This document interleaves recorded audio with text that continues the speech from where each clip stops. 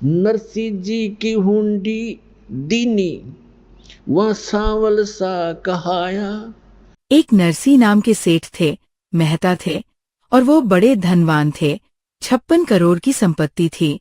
उनके पास 56 करोड़ की संपत्ति आज से लगभग 500-600 वर्ष पहले। और कंजूस इतना था कि चौवनी खर्च नहीं करे, दान भी करना भूल गया। परमात्मा ने उस दलदल से उस प्यारी आत्मा को निकालना था। और नरसी जी श्री कृष्ण जी के परम भक्त थे और दान करना बिल्कुल छोड़ दिया था।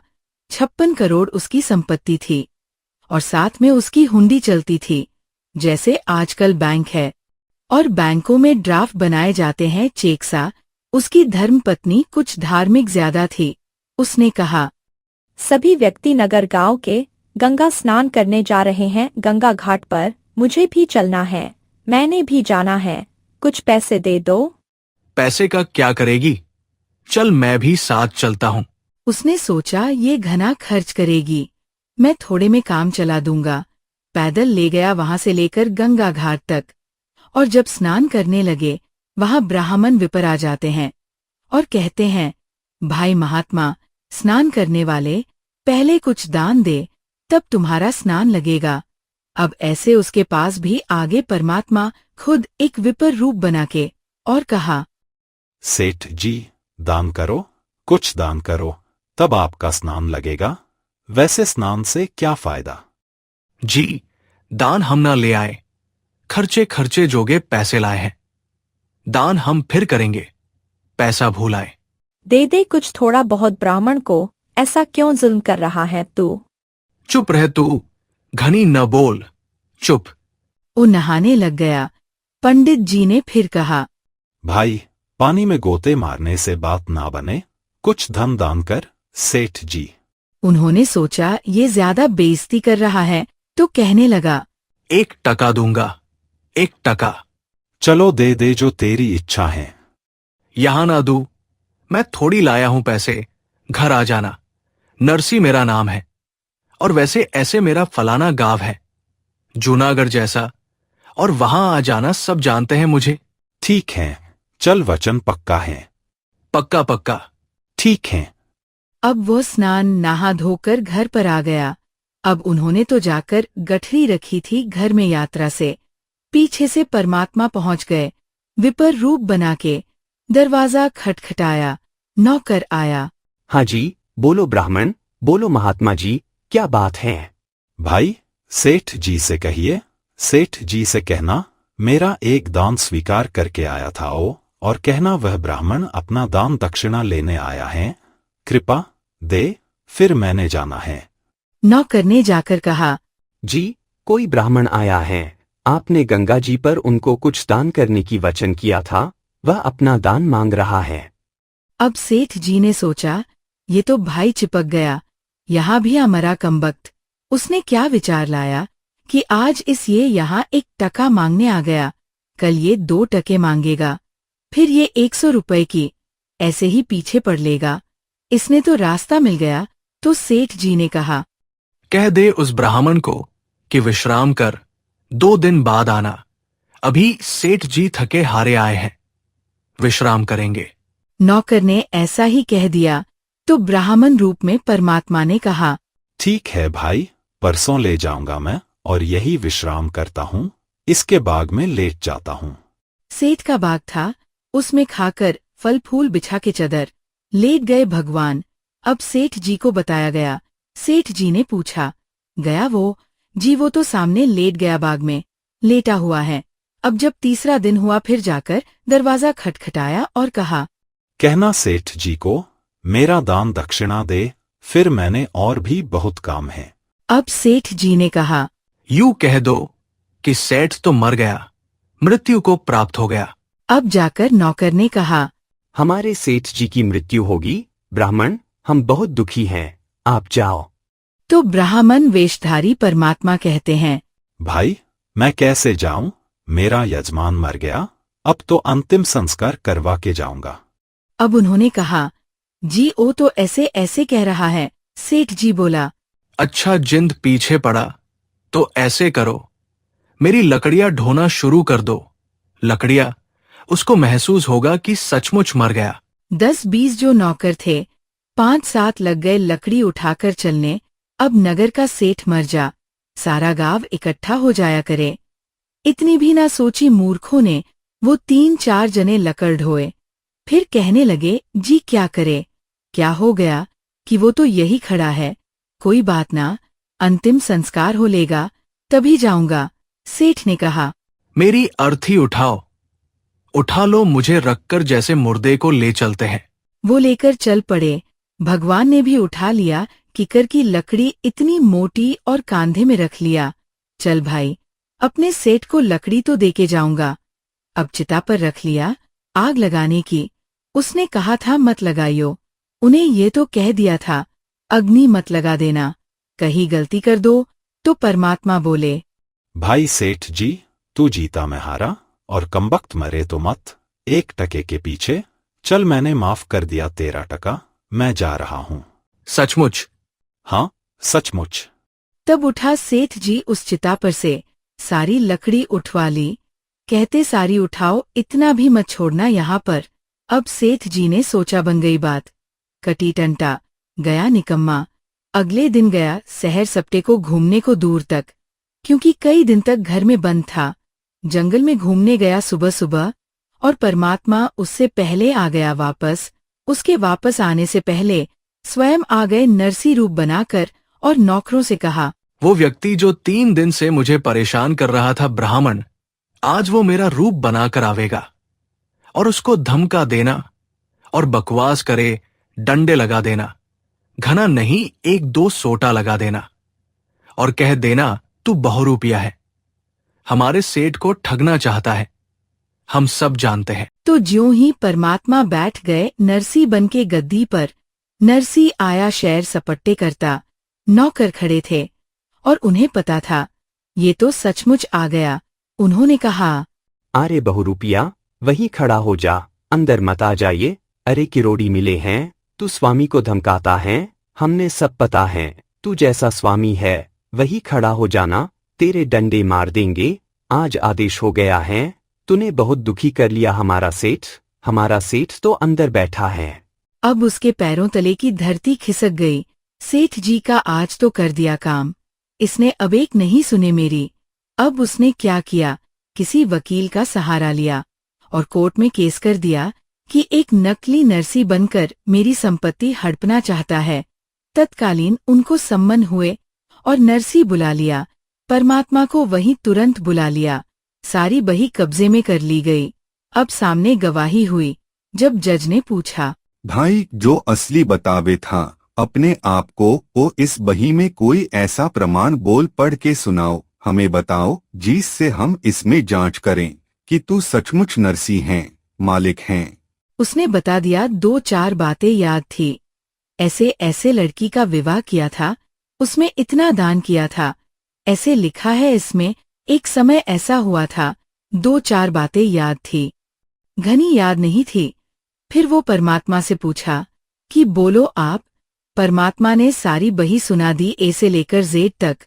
अब असली नरसी तो नकली सिद्ध कर दिया कोर्ट ने, और परमात्मा असली नरसी कर दिया। अब नरसी बैठ गया माथा पकड़ के जंगल में जाकर, बनी में बाहर, कि ये कौन से जन्म का दुश्मन था, मेरी सारी संपत्ति हड़प ली। फिर परमात्मा गए विपर रूप धारण करके, कहने लगे नरसी भगत, हाँ बोल, अब क्या चाहता है? मैं आपसे यह चाहता हूँ कि आप अपना जीवन सुधार लो।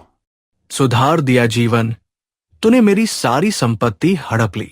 संपत्ति पहले भी मेरी थी या तेरा भूल थी, जब तेरा शरीर अपना नहीं है? मूर्ख, इन चांदी के सिक्कों को तू अपना मान रहा है, तेरी बुद्धि भ्रष्ट होगी। इनको भूल जा, और तुझे एक शर्त पर दे सकता हूँ वापस। क्या शर्त है तेरी? बता। आप इसको दान कर दो। आपने तो कोड़ इकट्ठा कर लिया, और संतान तेरे हैं नहीं। एक बेटी थी, उसकी शादी कर दी। भले आदमी क्या करेगा इसका? तेरी मृत्यु के बाद यह तेरे हक की बांटेंगे, यह चाचे ताऊ के भाई, और तू बनेगा गधा। ऐसे धन वैसे नहीं जुड़ता, ये तूने 2 के 20 बना रखे हैं। मैं तेरे हित में कह रहा हूँ। काफी देर सत्संग सुनाया परमात्मा ने। बुद्धि ठिकाने आ गई और कहने लगा, आप जो कहोगे मैं वही करूंगा। जा फिर वापस। आ गया वापस अब असली नरसी। उसने उसी दिन भंडारे शुरू कर दिए, गरीबों में बांट दिए, साधु संत बुला लिए, यानी 56 करोड़ संपत्ति कति लुटा के, और बैठ गया बनी में। एक झोपड़ी पाके दोनों पति पत्नी। उसकी पत्नी तो बहुत धार्मिक थी, हर बात में साथ देती थी। ठीक है, अपन के करना है, भक्ति करेंगे बैठ के। रोज अटवट में रहता, सारी रात हिसाब लाए जाता बैठा बैठा। ठीक हो गया, पाप कट गया। अब उसकी जो हुंडी चलती थी वो निर्धन हो गया। हुंडी रद्द कर दी सरकार ने।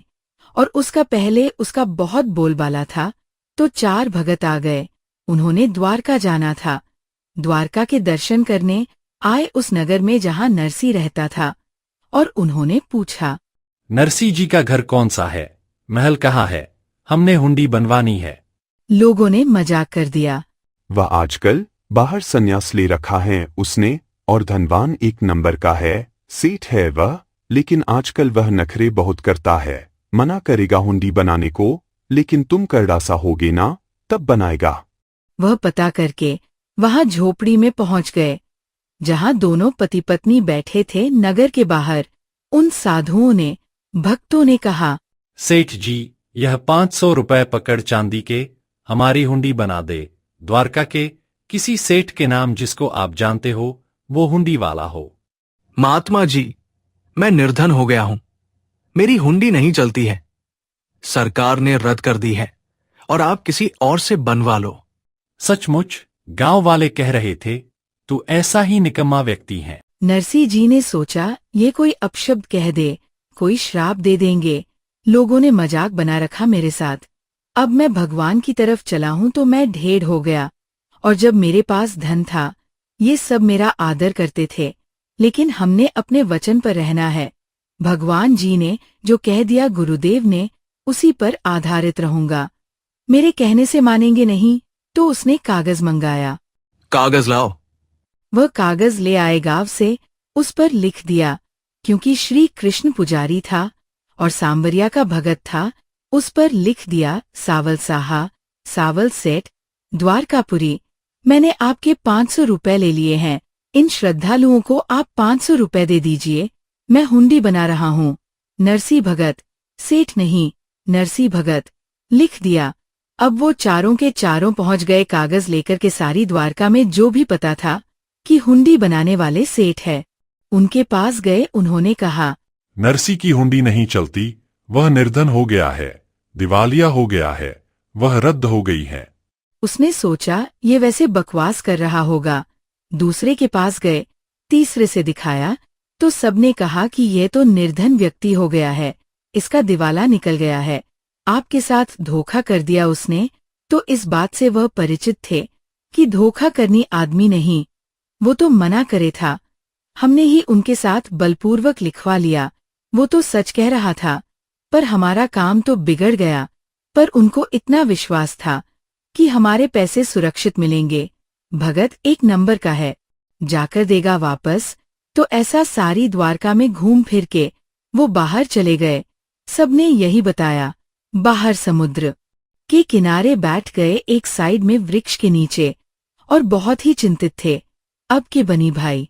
उधर से नरसी जी ने क्या किया, वो 500 का खाने पीने की सामग्री मंगवा कर सारा चावल, घी, दूध और खीर, लड्डू, जलेबी बनाकर उनका भंडारा कर दिया। साधु संत बुलाकर रोटी राठी बनाकर।